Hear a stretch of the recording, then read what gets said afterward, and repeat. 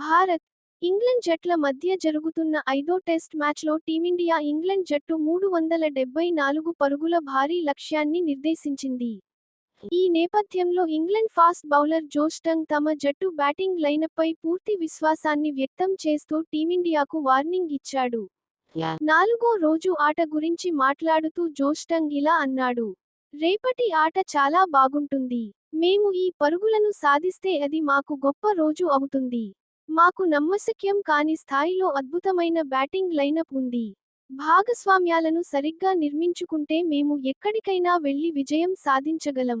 నాకు బ్యాటింగ్ చేయడానికి అవకాశం రాదని ఆశిస్తున్నాను, కానీ ఒకవేళ చివరి నిమిషంలో అవసరమైతే, నేను నా వంతు కృషి చేస్తాను, అని తన ధీమాను వ్యక్తం చేశాడు.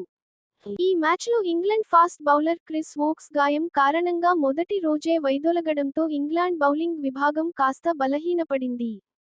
అయినప్పటికీ యువ ఆటగాడు జో స్టంగ్ అద్భుతంగా బౌలింగ్ చేసి, రెండో ఇన్నింగ్స్లో 125 పరుగులిచ్చి 5 కీలక వికెట్లు తీశాడు. మొదటి ఇన్నింగ్స్లో కూడా అతను 3 వికెట్లు పడగొట్టాడు.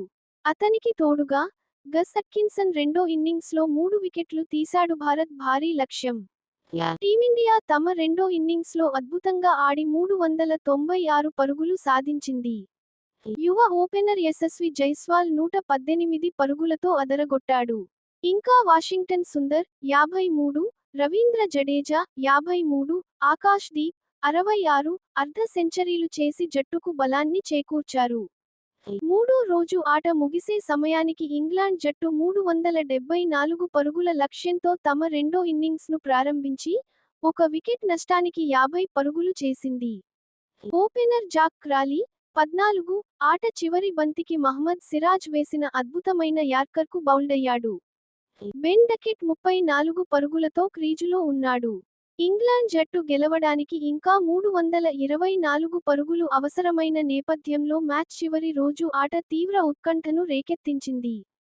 టీమిండియా పై ప్రశంసల వర్షం కురిపిస్తున్న Australia star player Travis Head team India batting లోను బౌలింగ్ లోను చాలా అద్భుతంగా రాణిస్తుందని పేర్కొన్నాడు.